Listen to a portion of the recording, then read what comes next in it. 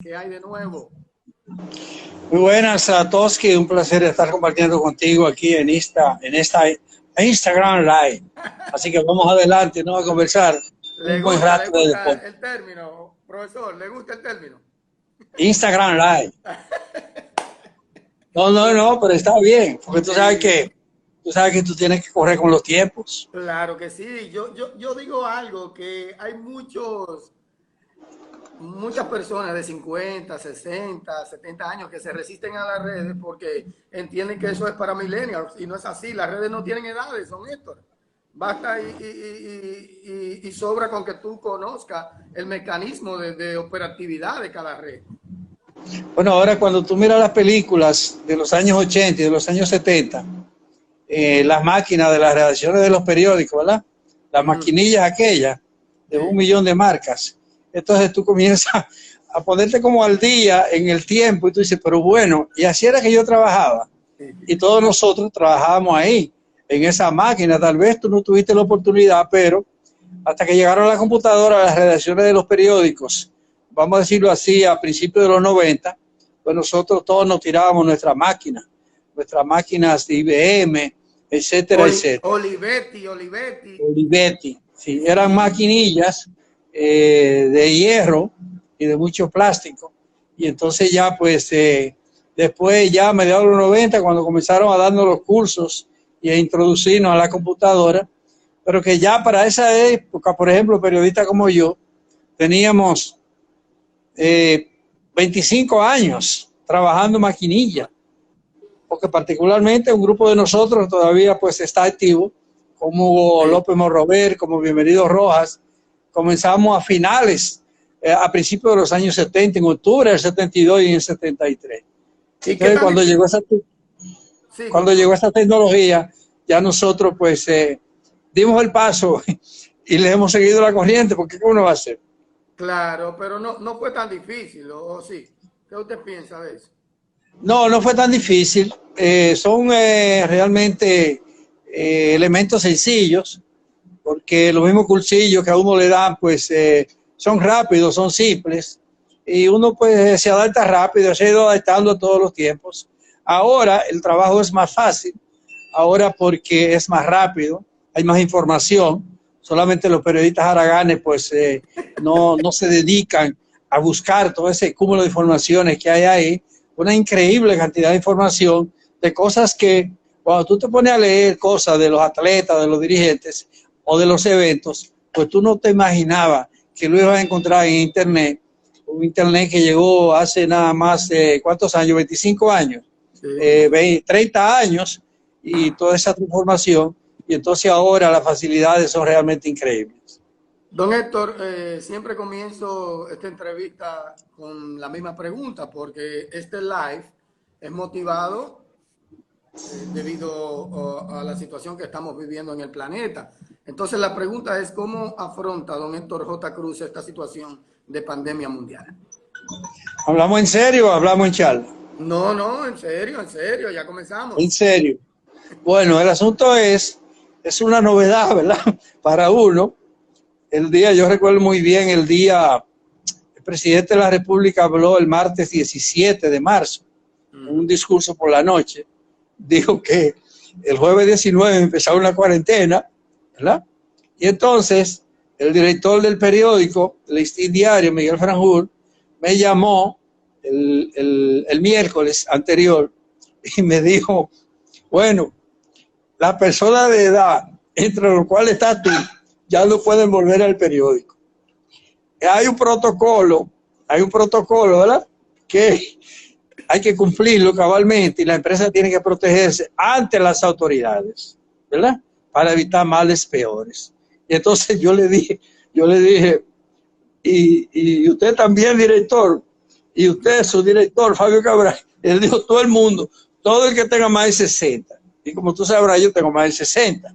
Y Sí. entonces, ese miércoles 18, no se me olvida nunca, fue mi último día en el periódico. ¿Cuánto ha pasado después de eso? Bueno, de 18, hoy estamos a 27, ¿verdad? 18 son 38 días que Sí. tenemos ya en casa. Ha sido trabajando en casa, ¿verdad? yo como editor del periódico he estado dirigiendo desde mi casa, gracias a la vía de internet, y entonces ya con esas adaptaciones uno pues más o menos. También te quiero decir que ha sido una experiencia para todo el mundo, ¿verdad? Para todo el mundo, y cada quien pues la asume a su modo. Eso sí quiero decirte, porque es sumamente dificultoso este tipo de encierro, ¿verdad? Este tipo de encierro. Por ejemplo, yo he tenido la fortuna o la dicha de vivir en un apartamento con balcón. Ya eso le facilita las cosas a uno, porque el balcón también es un respiradero bastante importante. Hay demasiada gente que vive en casitas pequeñas, y nada, con muchísima gente. Hay demasiada gente que vive en apartamentos sin balcones. Eso dificulta las cosas. Y entonces, pues nosotros, que vivimos en un edificio de 7 plantas, pues naturalmente nos hemos bregado. Nos hemos dedicado de buen humor y de manera obligada a ayudar en los oficios de la casa. Aquí se ha hecho de todo, ¿verdad? Usted ha fregado. Y entonces, Usted ha fregado y de todo. Incluyendo trapeo. Y no tiene ampollas, porque yo tengo.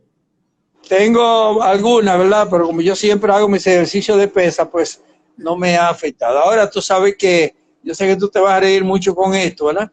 Y te lo voy a decir para que te rías un poco más. Todos estos 38 días, 40 días, me vuelve a demostrar a mí que es mejor que los oficios los hagan otros. Eso es así. El país. ¿Entendiste? Sí, claro que sí, definitivamente. ¿Cómo usted entiende que ha asumido el país, la población, los populachos, esta situación de pandemia? Porque, por ejemplo, eso de Puerto Plata, como que uno no termina de entender qué pasó ahí. Falta de educación, apoyo de la autoridad municipal, ignorancia. Dígame qué pasó ahí. Sinvergüencería. Bueno, esta cuestión se ha ligado, igual que en Estados Unidos, ha venido a ligarse con unas elecciones que hubo que posponerla. Eran ahora el 17 de mayo, hubo que posponerla para el 5 de julio, a ver si se pueden hacer, si ya la curva de la pandemia ha bajado. Pero la conducta de los dominicanos ha sido realmente muy buena. La gente no lo entiende así, pero hay que calibrar bien el grado de educación que tiene este pueblo. Con una población de escasa educación en las aulas, aquí hay demasiada gente con un 5º grado de primaria, con un 6º grado, con un 3er grado de primaria. Y aquí hay poca educación en todos los niveles, mucho más naturalmente en la clase más humilde, en la clase pobre. Si tú observas la cantidad el asunto alimenticio de este país, es un desorden, demasiado gente gorda. Eso quiere decir que aquí se come en base a grasa y a carbohidratos. Aquí no hay educación de la alimentación. Y entonces, eso que pasó ayer en Puerto Plata, yo creo que es un flecito al queche, porque es la primera manifestación masiva que sucede de un acontecimiento relacionado con el coronavirus. Yo creo que el hecho de que las autoridades, manejando sus informaciones y su cantidad de pruebas relativamente, den para esta fecha menos de 200 pruebas positivas en el día de ayer y solamente 5 muertos, para utilizar la palabra solamente, yo creo que nosotros estamos en control de la situación, las autoridades están en control de la situación, independientemente de las estadísticas que estén escondiendo o que estén manejando sobre el hecho. Pero yo tengo un criterio positivo sobre el desenvolvimiento, la conducta del pueblo dominicano, porque fíjate que solamente 5 o 6 focos, ciudades, quiero decir, es que está concentrado el coronavirus. Después, en más de 25 provincias, casi no hay coronavirus, muy poca cosa. Pero son en Santiago, en La Vega, en San Francisco, Santo Domingo Este y el Distrito Nacional. Ahí está concentrado más del 90% de los casos de República Dominicana. Resumiendo, yo creo que sí, que la conducta ha sido bastante buena, que ha sacado buena nota, y ojalá que en los próximos días todavía el gobierno no se apresure en abrir actividades para que por lo menos que estemos hasta el 15 o a quién sabe si hasta el 30 de mayo, que la apertura de la economía sea muy parcial, que se vaya parcializando, porque aquí, como quiera que sea, hay que producir, hay que ser productivo y hay que producir dinero para costear el costo de la vida. Claro. Entrando ya a la parte, yo diría que profesional de la entrevista, usted es capitaleño, usted nació en Santo Domingo. No, yo soy una mezcla de varias cosas, A ver. porque resulta que mi padre trabajaba en carretera de obras públicas. Estoy hablando de los años 50. Entonces lo trasladaban mucho. Cuando yo nací, en 1950, la familia mía vivía en las afueras de Villa Altagracia. En las afueras de Villa Altagracia. Ahí yo nací. Ahí, en ese tiempo, Villa Altagracia todavía pertenece a la provincia de San Cristóbal. Es decir, que aunque yo no lo sé, yo pertenezco a la provincia de San Cristóbal. Yo soy san cristobalense. Me dicen que a los 3 meses de yo nacer, mis padres, mi familia se mudó para Tamboril. Y ahí estuve hasta los 15 años. Ahí yo hice la escuela primaria y después, a los 15 años, nos mudamos a Santo Domingo, vinimos a Santo Domingo y desde ese tiempo estoy aquí. Yo vine aquí a Santo Domingo al final de la Revolución de Abril, en agosto de ese año 1965. O sea que yo pertenezco a Villa Altagracia, a San Cristóbal, a Tamboril, Santiago y a Santo Domingo. Okay. Sí, una mezcla. Cuando usted vino de Tamboril hacia Santo Domingo, ¿dónde estudió? Yo estudié primero bachillerato. El primer bachillerato, yo vivía con una hermana mía en el Sancho Sama. Hay una escuela en la Avenida Venezuela, se llama Escuela Panamá, y de noche se llama Fray Cipriano de Utrera. Ahí yo hice el primer curso nocturno. Después yo hice el bachillerato, 3 años restantes, en un colegio que llamaba Colegio Dominicano, que ya no existe, que estaba al lado de la iglesia de la Mercedes, en la calle La Mercedes. De ahí finalmente pasé a la universidad, estudié 3 años, 3 semestres de ingeniería química y después estudié también 2 años de administración en AP y finalmente dije que me dispuse a lo que yo hice, a lo que yo había decidido hacer cuando yo tenía 10 años, que era periodista deportivo. Pero ¿cómo lo hice? Yo hice un curso por internet de periodismo, solamente que en ese tiempo no existía el internet. Y entonces lo tuve que hacer por correspondencia. ¿Ese era el internet de esa época? Sí, señor, sí, señor. Entonces, en ese tiempo, yo había 2 acciones. Una era la Jeffing School, que hacía cursos por correspondencia para América Latina y el mundo, y otro que era Escuelas Internacionales de Argentina. Con esa de Argentina yo hice mi periodismo, hice 1 año y medio, duré estudiando periodismo, hice por correspondencia, ¿verdad? Y me gradué. Cuando yo me gradué, a principios de 72, cogí mi diploma y me fui y busqué, me metí al periódico nacional a buscar trabajo y en octubre me dieron trabajo con ese diploma. Wow, antes de comenzar esa historia del Nacional en el 72, que evidentemente ahí comienza su carrera, todavía yo no había nacido, don Héctor, así que es un privilegio, un honor para mí. No, más de la mitad de la población dominicana. Sí, exacto, pero ¿cómo es ese crossover de químico, administrador a periodista? ¿Cómo es eso? ¿Tú quieres saber? Bueno, yo tenía un amigo en San Carlos, yo vivía en San Carlos para ese tiempo. Sí. Yo tenía un vecino, un amigo, que estudiaba ingeniería química, y yo dije, bueno, te voy a seguir. ¿Ya? Pero iba a los laboratorios y no entendía nada. No entendía nada de química. Sí, la otra anécdota es que fui a un departamento de psicología de la Universidad Autónoma que se llamaba orientación profesional. Me hicieron los tests, las entrevistas y la cosa, y me dijeron, usted es inteligentísimo, usted se puede meter lo que usted quiera. Y yo busqué, me fui a administración de AP, pero yo no tenía dinero. Y fui a Crédito Educativo, la Fundación Crédito Educativo, a buscar un préstamo que me cubriera esa beca y me la dieron y me aprobaron la beca. Y ahí estudié 2 años hasta que conseguí el empleo del periódico El Nacional y lo dejé también. Eso. Ahí también, perdón, estudié inglés en APEC. Ah, en APEC también aprendió inglés. Sí, estudié inglés. Ok, Sí. eso es, Aprendí no, perdón, aprendí no, estudié. Estudié. Sí. No es lo mismo. No es lo mismo. Mire, pero eso fue 70, 71, antes de entrar al Nacional, me imagino, ¿verdad? Sí, entre 71 y 72. Ok. Yo Entonces, estaba de la cuéntame. UAS, yo estudié en la UAS desde 69. 69, 70 y 71. Ok. 3 semestres perdidos. Y lo de química también, cuente eso. No, lo de química yo no entendía nada. No la ¿Cómo asimilé. se lo perdió? ¿Lo Salí huyendo porque no la asimilé. Son cosas que pasan, ¿eh? perdió? Cosas que pasan. ¿Cuánto fue que duró en química? 3 semestres. Yo no lo Pero perdí. ya iba por 5, pero recuérdate que en esos tiempos la UAS tenía el colegio universitario, ¿verdad? Sí, El colegio universitario, el CUB, que ahí ya yo me había tirado 2 semestres.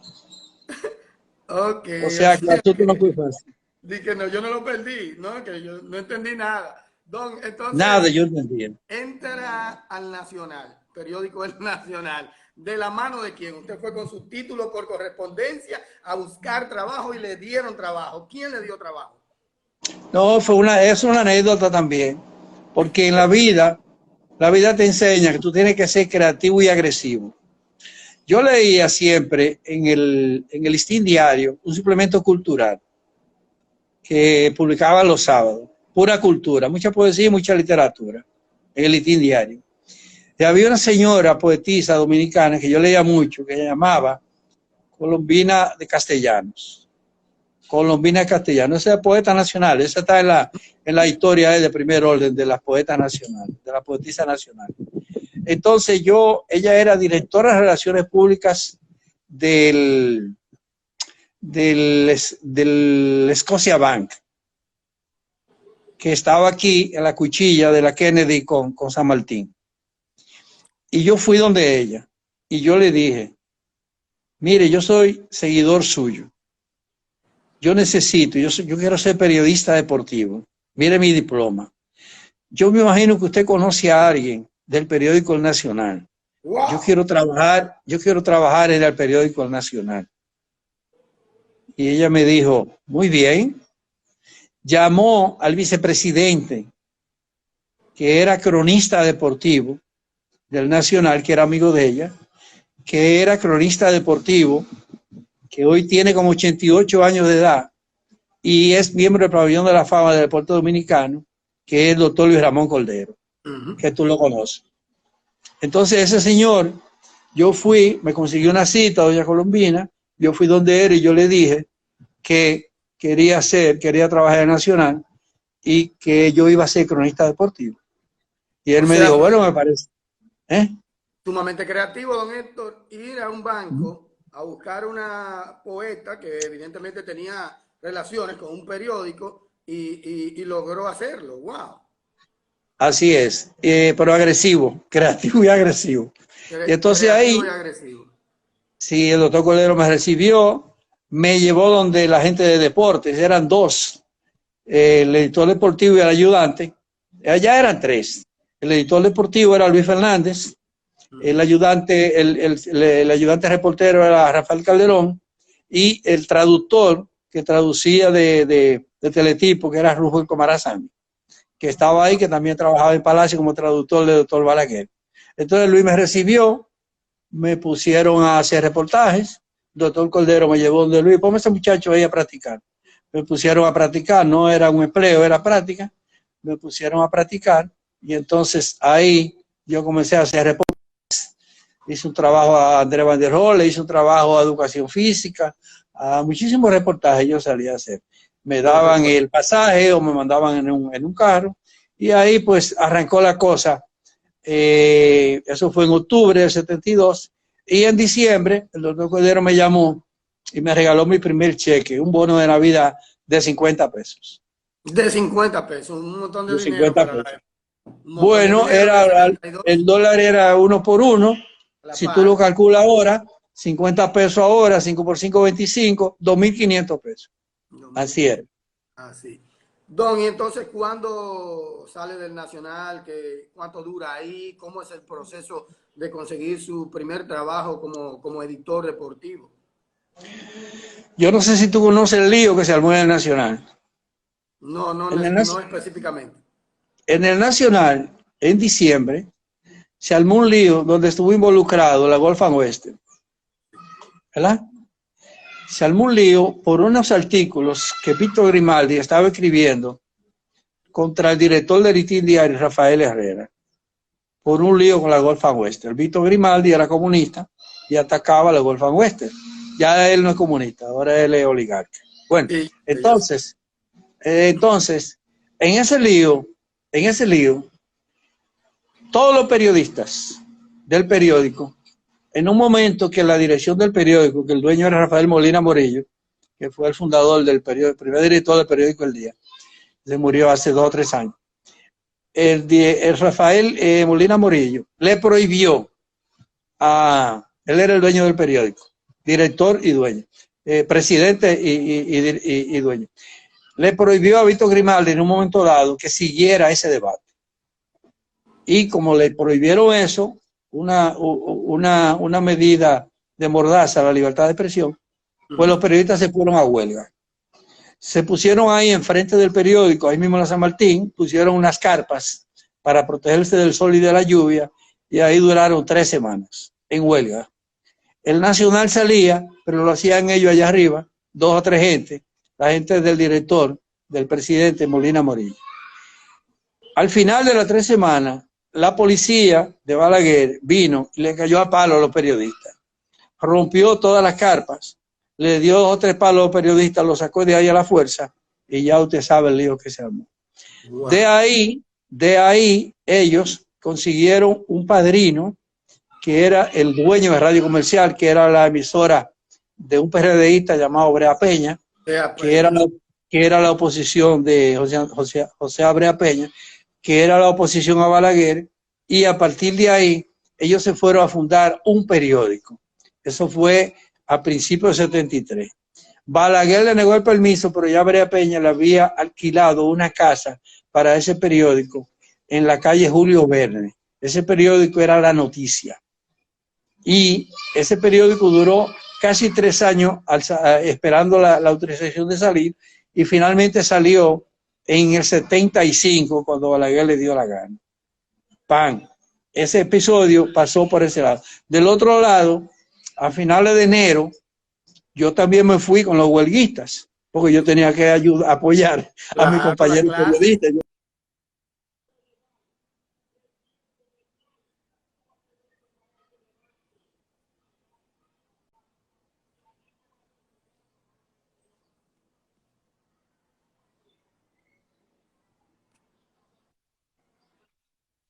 Una breve interrupción. Se quedó en que usted tenía que apoyar a la clase, a los compañeros. Sí, entonces yo me fui con ellos. Entonces, pero yo me fui para mi casa en San Carlos. Yo no me fui a la Julio Verne. No, yo era un muchacho. Entonces, a finales de enero, el doctor Cordero me llamó y me dijo, ven, que te necesito para acá. Tú no tienes nada que ver con este lío, así que ven a trabajar. Y entonces, el doctor Cordero, yo le dije, bueno, déjeme, usted me da permiso para hablar con Luis Fernández, el editor. Yo fui donde Luis y le dije, mira, Luis, me está llamando el doctor Cordero, ¿qué tú crees? ¿Me voy o no me voy? ¿O espero que salga el periódico? Y él me dijo, no, vete, porque esto está en incertidumbre. Me fui con el doctor Cordero al Nacional a trabajar, porque yo no tenía nada que ver, no tenía que ver en ese tierra. Y entonces, entre Comarazami y yo, hacíamos el Nacional, él traduciendo, y yo hacía toda la parte local, y también ahí, pues entre los tres, creamos una columna diaria de béisbol nada más, que se llamaba 3 en 1, y que era una versión igualita a la miniatura del béisbol que yo tengo 38 años haciendo, y que en ese tiempo pues era lo más leído de Santo Domingo, porque era un resumen bastante pesado de la actividad de béisbol. Ahí En ese tiempo yo la escribía, Rubén me daba los datos, el doctor Cordero me daba los datos y yo la escribía. Y prácticamente yo pasé a ser el armador de las páginas deportivas de Nacional, apoyado por Roosevelt y apoyado por el doctor Cordero, el playmaker. O sea, se puede decir que usted está teniendo experiencia de editor desde que comenzó su carrera, básicamente. Prácticamente sí,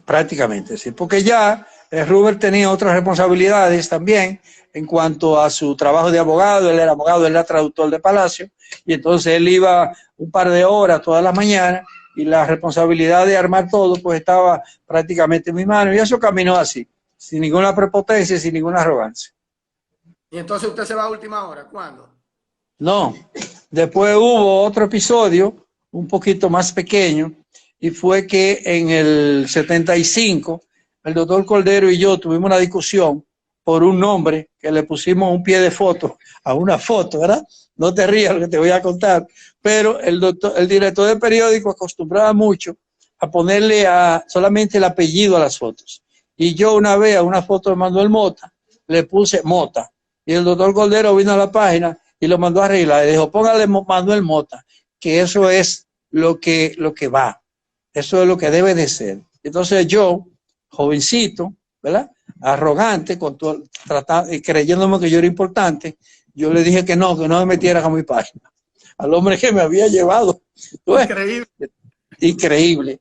Entonces Increíble. ahí el tipo me dijo 3 vainas y se fue. Y yo, antes que me votara, renuncié. ¿Y para dónde se fue? ¿Para dónde? Bueno, yo me fui para mi casa, pero había un caso. El periódico El Sol estaba muy fuerte en ese tiempo. Sí. El periódico El Sol eran 3 matutinos: El Sol, El Caribe y El Listín.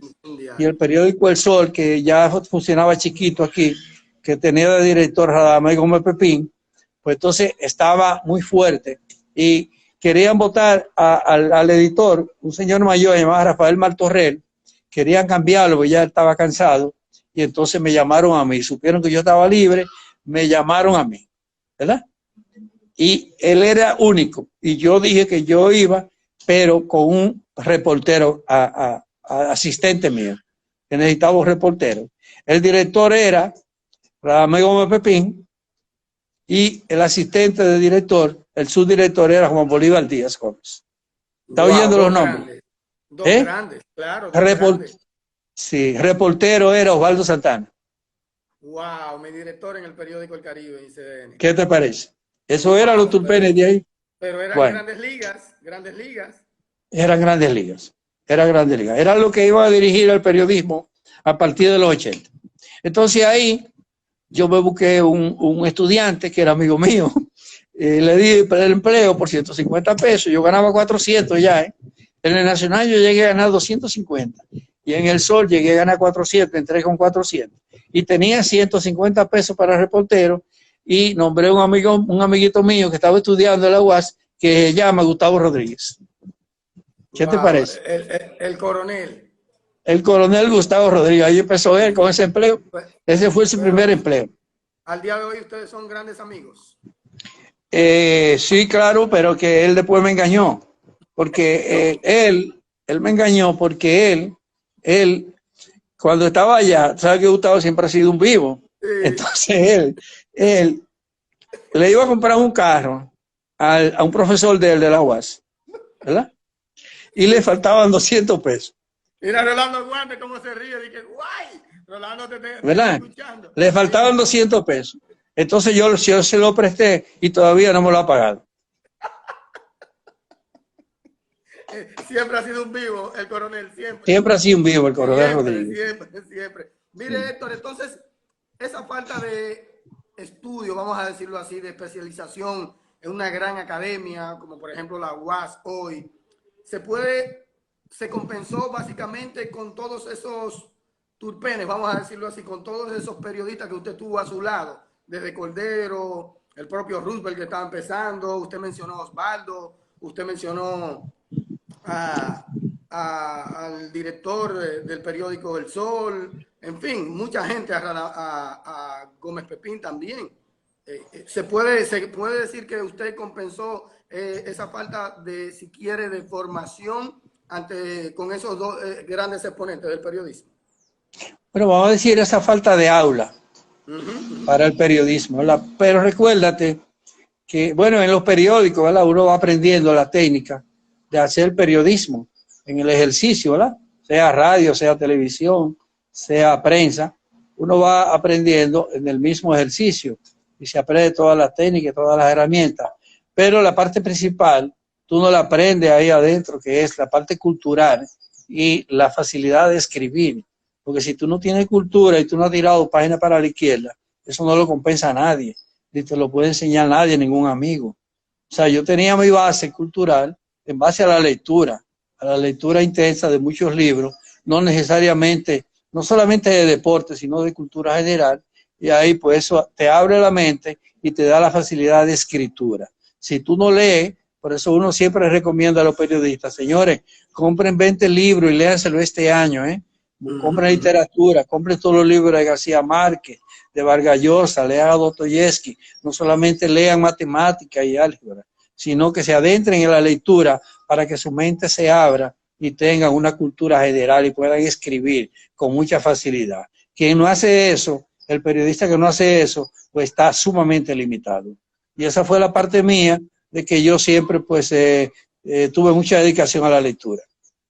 En todo el ámbito, ¿verdad? Periodismo en todo el sentido de la palabra, no solamente en En deporte. todo el sentido de la palabra, sí. Porque el que no sabe de todo en periodismo, tú tienes que saber de cómo va el mundo. En todo sentido, tú tienes que saber cómo va el mundo. No solamente el deporte. Tú puedes ser técnico, pero tú puedes... Es como, por ejemplo, ¿cómo yo te puedo poner?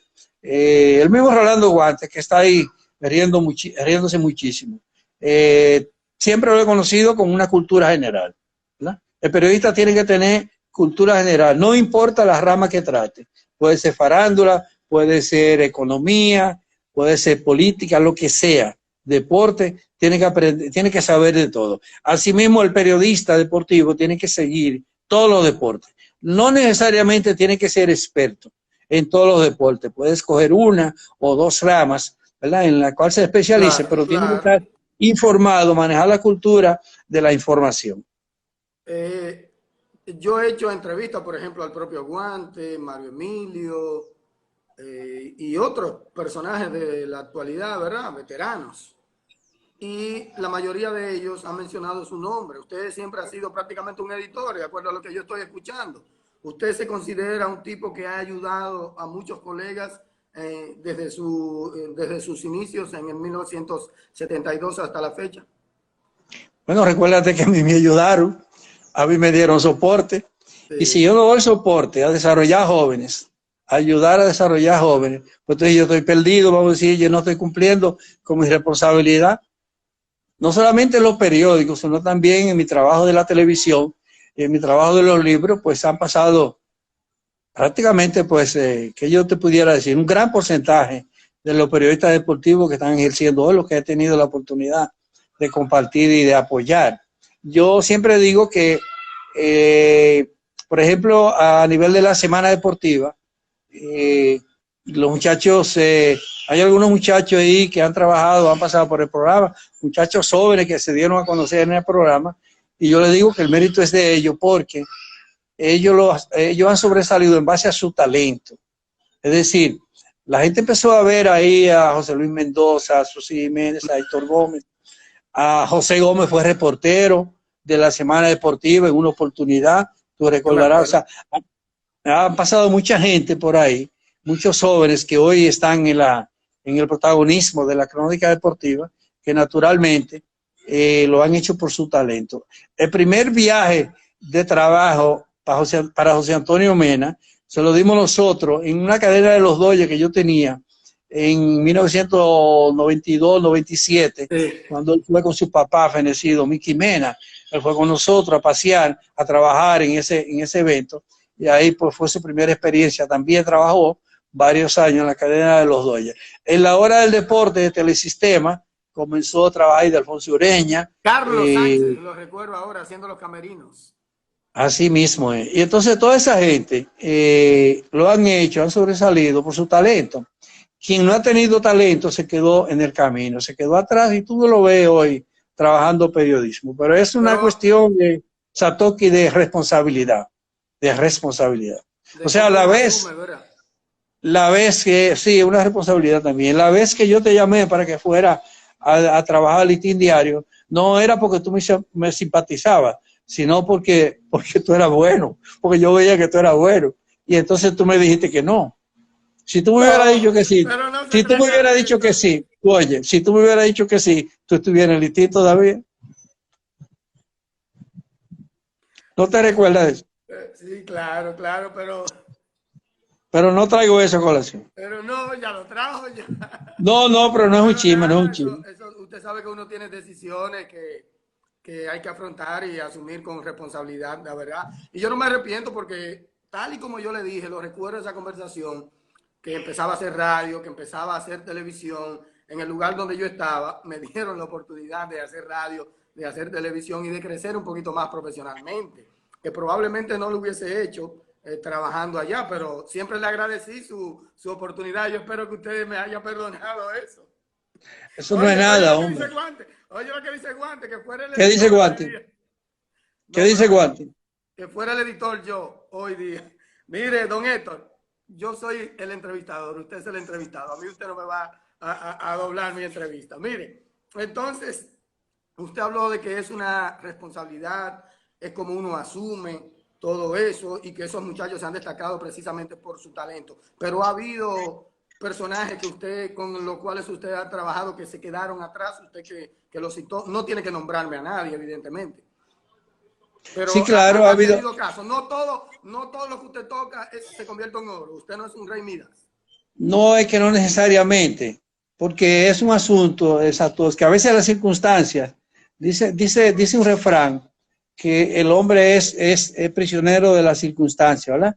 Las circunstancias determinan a veces los caminos que sigue la gente. Yo he tenido muchachos que no necesariamente tienen ese gran talento, o tienen el talento, pero no tienen la vocación, no tienen la vocación para ejercer una actividad. Puede ser de pintor, puede ser de músico, puede ser de cantante, puede ser de periodista económico. Lo básico es la vocación. Si usted no tiene la vocación, a usted le va a ser sumamente difícil enfrentar lo que usted quiera, el camino que usted quiera recorrer. Y entonces, en ese sentido, no hay por qué calificar negativamente a nadie. No, para nada.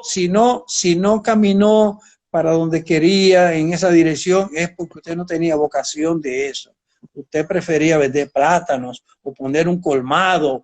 Yo conozco periodistas que abandonaron la carrera, inclusive se fueron a un colmado, se fueron a una fábrica de jeans, se fueron a otras actividades de una naturaleza distinta. Pero eso no es criticable para nadie. Cada quien No, sigue para su nada. camino. Es un tema de vocación, evidentemente. Una pregunta que básicamente es a la inversa. Usted ya mencionó su proyecto de la Semana Deportiva. Usted creó ese espacio, ese proyecto con grandes de la comunicación deportiva dominicana. Don Rubén Comarazami, don Bienbo Rojas, don Tomás Troncoso, ¿quién más? Usted estaba, y cuando yo veía esas cuatro figuras, esas cuatro luminarias, definitivamente era algo alucinante para mí. ¿Cómo fue la creación de ese proyecto tan importante en materia de comunicación deportiva? Bueno, fuimos tres los fundadores, vamos a decirlo así, los que comenzamos. Yo soy fundador y dueño siempre porque la parte más importante de esos proyectos es la publicidad. Si tú no Sí. tienes publicidad, pues no lo puedes sostener. Entonces yo desde el principio entendí eso y asumí siempre la responsabilidad de la venta y le pagaba su suma mensual, su dinero mensual a cada uno. Fuimos tres los que iniciamos, que fueron Tomás Troncoso, Bienvenido Roja y yo, en el canal 21, que ahora es Antena 7, que estaba ahí en la Pedro Bovea, en ese canal. ¿Qué sucedió?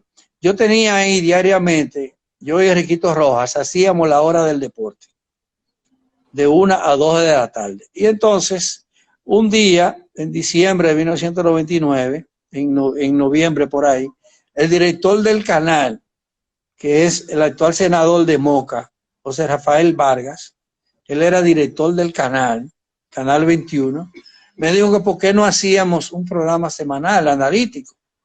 Entonces yo invité a Biembo y a Tomás Troncoso a participar de ese programa, y más adelante pues integré a Enriquito Rojas.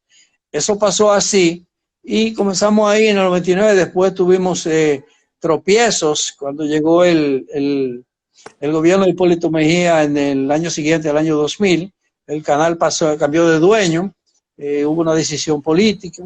Nos fuimos un tiempo a Mango TV allí con Juan Luis Guerra, y después pues nos fuimos al Canal 4.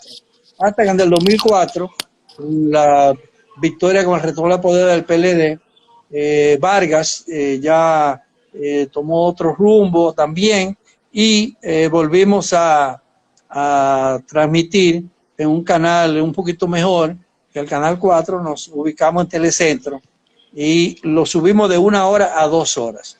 Desde el 2004 estamos transmitiendo en horario de 2 horas. Ok, ya. ¿Y cuánto tiempo tiene ese proyecto, don Héctor? 21 años. 21 años. Y ha sí, sido...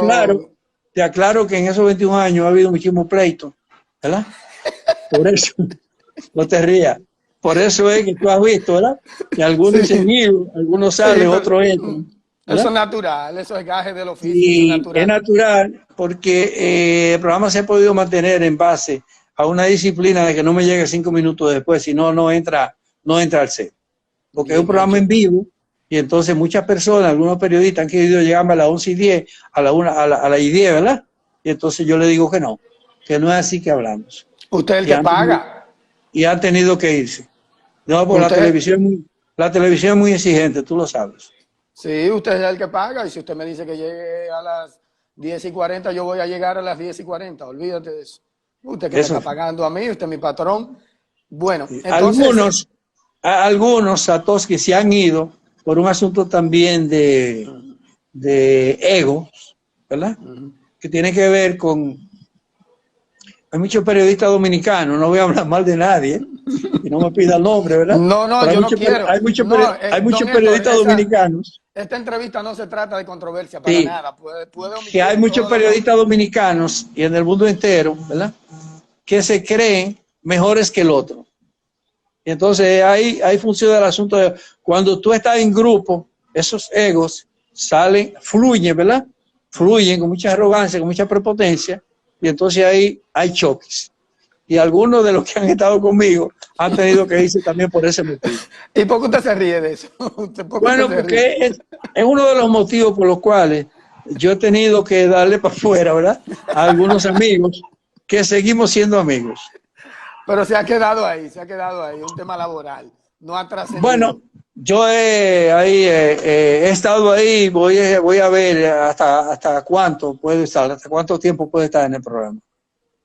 Pero ahora usted dice. No, digo yo, el programa a largo plazo, ¿verdad? No, cuando yo digo es que esos pleitos laborales no ha trascendido a términos personales. No. Ah, ok. No, por lo menos públicamente no, aunque me tienen odio esos tipos. ¿Qué tan difícil es vender y sustentar un proyecto de comunicación, sea en radio o televisión? Todo lo difícil tú te puedes imaginar. Más un tratándose, por ejemplo, de una persona como yo, que no soy vendedor. Yo lo que hago es diligencias. Yo conozco una persona que es el vendedor por excelencia de programas deportivos, que es amigo de nosotros, que se llama Juan José Rodríguez. Juan José hacía también Johnny Naranjo, el fenecido Johnny Naranjo. Se dedicaba de 7 de la mañana a 7 de la noche a vender. Johnny era vendedor y se sentaba con el cliente a explicarle todas las ventajas para el cliente y cómo le buscaba la vuelta. Así es Juan José. Juan José igualito. La única persona que vende el programa deportivo aquí con eficacia es Juan José. Juan José, es una máquina. Esa es una máquina. Entonces él se le sienta al tipo ahí hasta que el tipo no le diga que sí, no se va. No hay forma que se vaya. Don Héctor, de esos muchachos que usted ha upado, que has empujado, ¿cuál es el que le hace sentir más orgulloso? Si hay uno, dos o tres, no importa. No, eso, ¿Quién es? no, eso me compromete. ¿Le comprometes? Sí, eso me compromete, pues yo creo como que cada quien sabe Ok, su ok, talento y el camino que ha recorrido.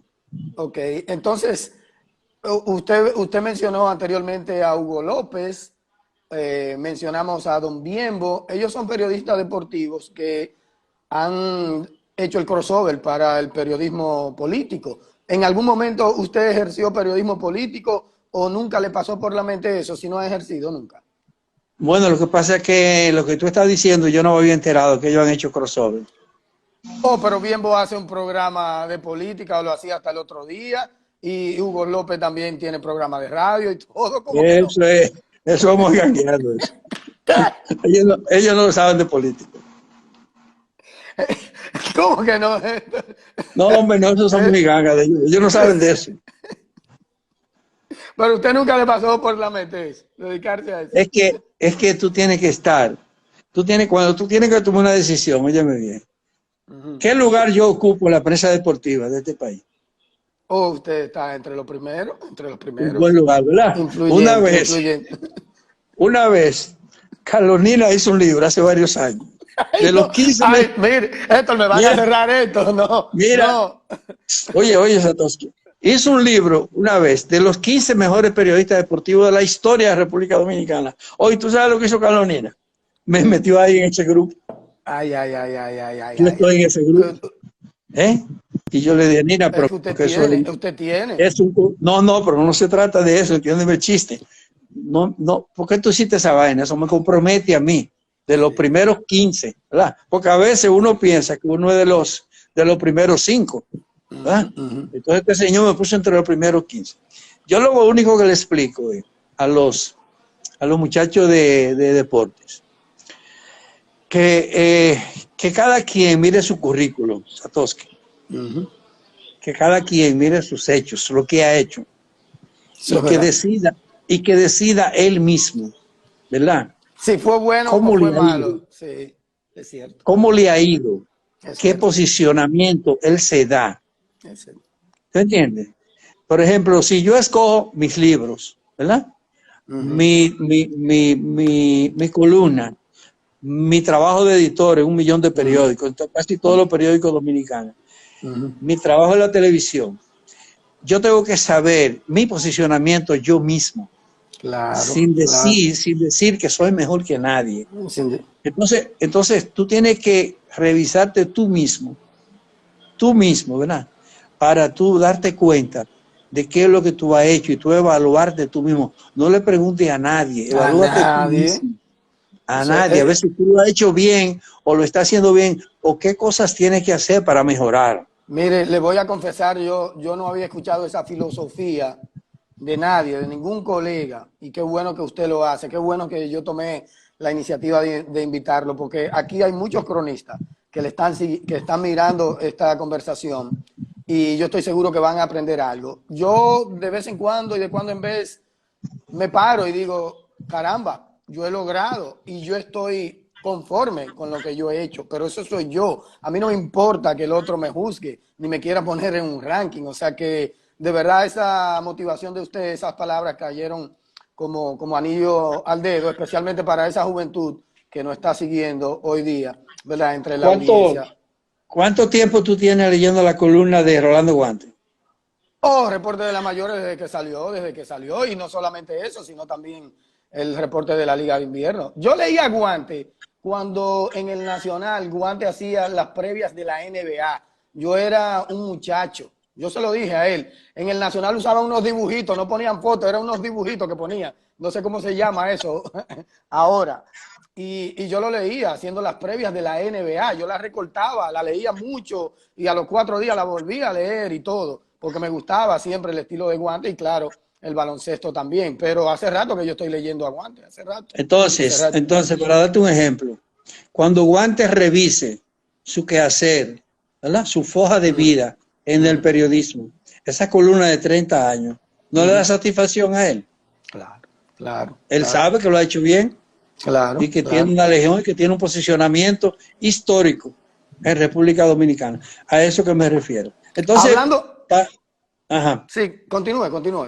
No, para concretarte el tema que estábamos hablando ahorita de la política, que si alguna vez pensé pasarme de periodismo deportivo a la política y eso, si yo lo he hecho bien en deporte, yo no tengo que inventar con la política. Yo se lo dejo a los periodistas políticos. Yo A eso que entiendo, me refiero. desde que me hizo la analogía de Carlos Nina Gómez, yo entendí perfectamente cuál era la idea. Hablando de columna, usted escribe una columna todos los días. En mi caso, yo en el periódico del Caribe escribía una interdiario y era intermitente, ni siquiera duré, qué sé yo, 3 años escribiendo la interdiario, porque eso es difícil, encontrar un tema todos los días. ¿Cómo usted se hace para encontrar un tema todos los días? Bueno, son 38 años que tiene esa columna. Hace 38 años yo encuentro un tema todos los días y entonces ahora no hay deporte, ¿verdad? Sí. Entonces yo te voy a hacer una anécdota. Usted escribió ¿Qué yo escribí hoy? La del pelotero, el infield Pedro González. De González, el número 12 en el ranking. El número 12, pero sí. Óyeme cuál es la historia. Cuando empieza la cuarentena, ¿verdad? Y no hay deporte, bueno, ¿de qué vamos a escribir? Y entonces yo decidí escribir perfiles pequeños. A veces son de un solo artículo, a veces son de 4, como el de Manuel Mota, de la semana pasada. Escribí uno de Marichal que me llevó 6 días. ¿Verdad? ¡Wow! Sí, y escribí otro de Felipe que me llevó 4 días. Tengo el de Chilote por ahí, que viene por ahí, que también tiene 5 capítulos. Y entonces, eso es para el periódico impreso. Entonces, ahí yo estoy escribiendo la historia, los perfiles pequeños, medianos o largos, depende de la historia de cada tipo, de los 50 primeros dominicanos en debutar en Grandes Ligas, en orden cronológico. Pero ¿qué resulta? Ya yo decidí hace tiempo, ya yo voy como en el 33. Hoy salió el 12, pero yo voy en el 33, porque cuando pase la pandemia y venga la Grandes Ligas en julio, ¿verdad? Yo voy a publicar ese libro. Ok, va a hacer una compilación de todos esos perfiles. Todos esos artículos, pero yo lo tengo así ordenado. Aunque no lo haya publicado. ¿Cómo que no lo haya publicado? Si lo estoy publicando. No, usted va por el número 12 y sí, no. No, pero yo puedo seguir después que se reanude. Usted lo va a seguir. Claro, porque recuérdate que va a haber un periodo hasta que retorne la Grandes Ligas, ¿verdad? Sí. Los entrenamientos no vienen aquí de Grandes Ligas hasta el mes de julio. Aquí va a pasar junio entero, tal vez a finales de julio, principios de julio. Aquí no se llevan de cuento de que del comisionado y esa cosa. Aquí ayer en Nueva York, Satoshi, de que se murieron menos que el día anterior, pero se murieron casi 400. 400, sí. Una locura. Es una tragedia, no es una locura, una tragedia demasiado grande. Y el deporte no le puede dar la espalda a esa situación.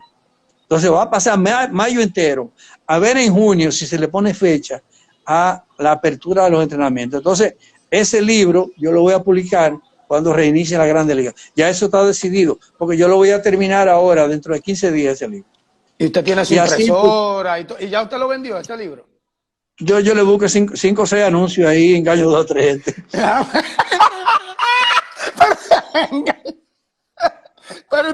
Pero usted dice que usted es vendedor.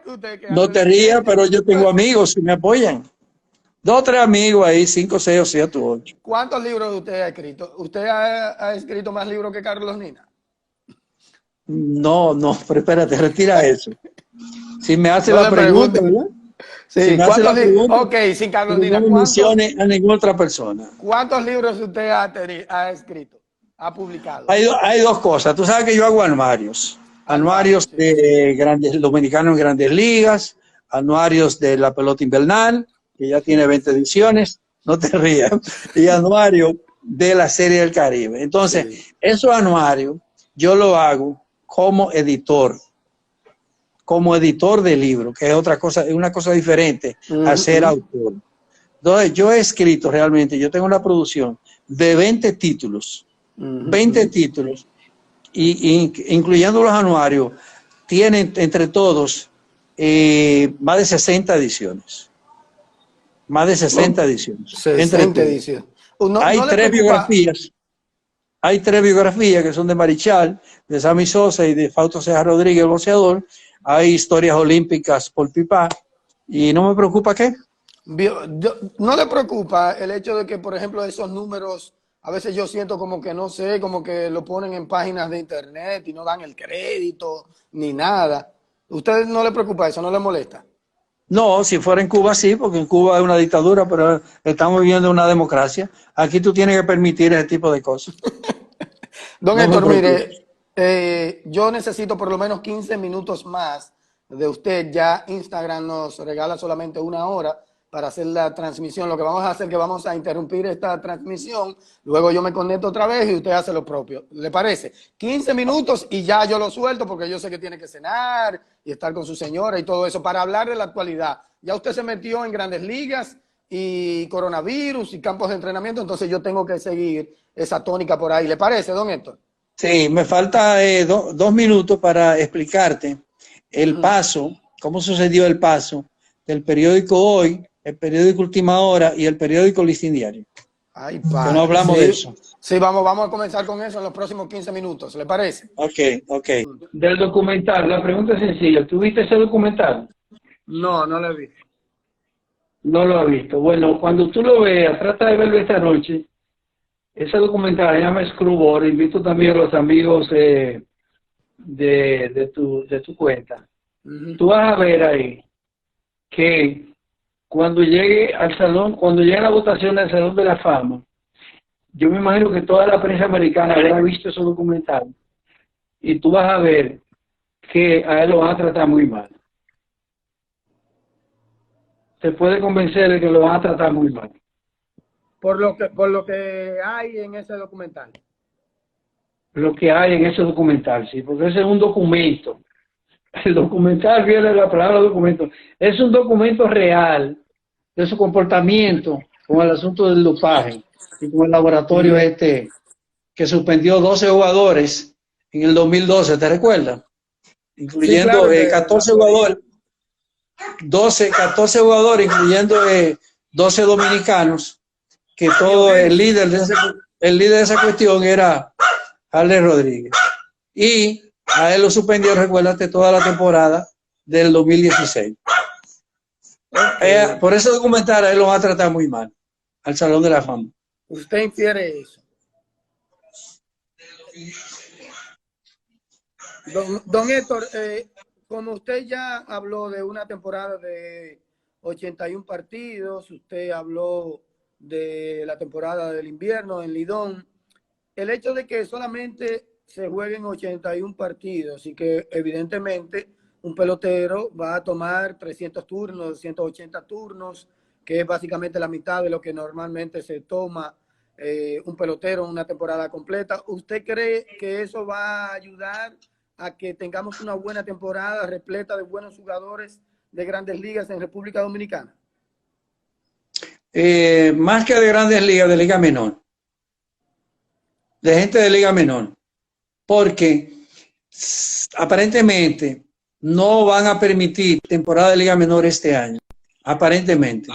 Entonces, quienes van a jugar más aquí son los jugadores jóvenes de Liga Menor, que le van a dar, se van a ver obligados a los prospectos de Liga Menor, de ese gran grupo que siempre le prohíben que jugar, van a tener que darle permiso para que se pongan en forma.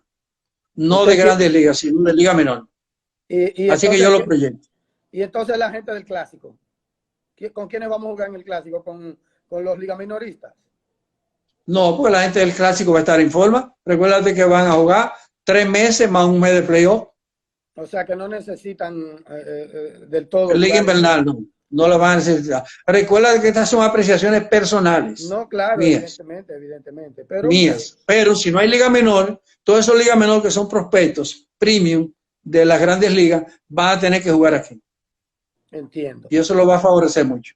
Bueno, don Héctor, muchísimas gracias de verdad por estos minutos, 1 hora, 20 minutos, aunque en la última parte afrontamos problemas con la conexión de internet, pero no importa, se le sacó la sustancia que yo quería y mucha gente disfrutó este conversatorio con usted, una figura muy peculiar, pero sobre todo una figura que ha ayudado a lo largo de su historia, desde 1972, a muchos colegas. De verdad, un abrazo enorme, gracias por la oportunidad, gracias sobre todo por la receptividad que usted ha tenido a la hora de yo solicitarle esta entrevista. De verdad que me siento muy honrado de que usted me haya concedido esta hora y media. Gracias a ti, es un placer para mí. Naturalmente, recuérdate lo que yo dije para los periodistas. Si no tienen vocación, lo principal es la vocación y la cultura general. No se quede en periodismo deportivo. Si usted tiene vocación de ser periodista, métale mano a todo. Gracias y sigue para adelante. Gracias, don Héctor. Muy amable. Saludo a su familia, saludo a su señora ahí. Y a la perrita. Y a la perrita también. Bye, bye. Bueno, era... Bye.